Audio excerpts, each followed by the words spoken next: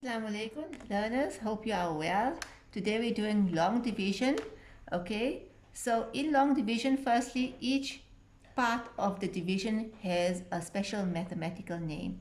The 12 is called the divisor, the 144 is called the dividend, and your answer is called the quotient. Right. Now, like any person that does a job, they need tools to help them, like a mechanic will need his tools. To do the division sum, we will also need a toolbox. So our toolbox is daddy, mommy, sister, brother, a family. We're using the family as a toolbox. Daddy is divide, mommy multiply, sister subtract, and brother bring down. The other part of the toolbox is our timetables, which is 12 times table. So 12, 24, 36, 48, 60. If I need more of the timetables, I will carry on writing the timetables. Right, so let's start with step number 1. We have to ask ourselves from 1, right? Here's 1. Can I make a group of 12 from 1? And the answer is no, and that's why I put a dot. So I join these two numbers together just like what we do in short division. I ask myself again, from 14, can I get a group of 12 from 14? So I look at my timetables. I can make one group from 12. From 14, I can make one group. So I put the answer down as 1. Now I divided. So I tick that I divided. Now this toolbox tells me the steps that I need to go through to complete my sum. So first step was divide. The next step is to multiply.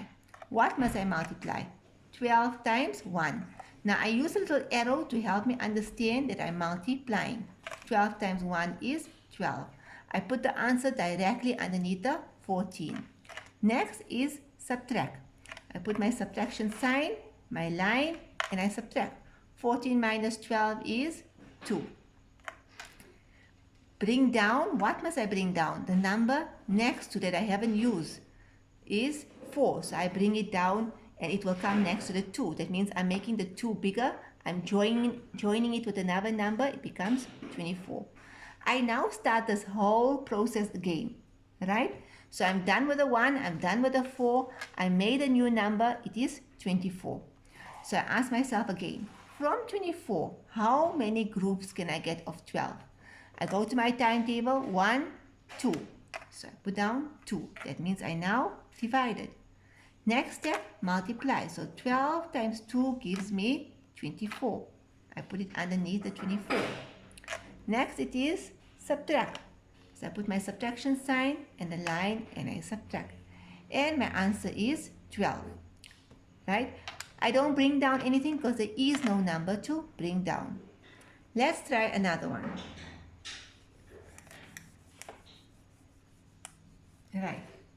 236 divided by 12. 236 divided by 12. 12 on the outside, 236 on the inside, under the roof. Again, I'm going to use my toolbox. I'm going to leave my timetables there. Daddy, mommy, sister, brother. I start by asking myself, can I get a group of 12 from 2? And the answer is no, so I put a dot. I join these two numbers together and I ask myself, can I make a group of 12 from 23? And the answer is I can only make one group because here's 12, here's 24, 23 is just before 24, so I can only make one group. So I divided. Next, I multiply. 12 times 1 is 12. So I tick the multiplication. 12 times 1 is 12. Now I subtract. I put my subtraction sign. 3 minus 2 is 1. 2 minus 1 is 1.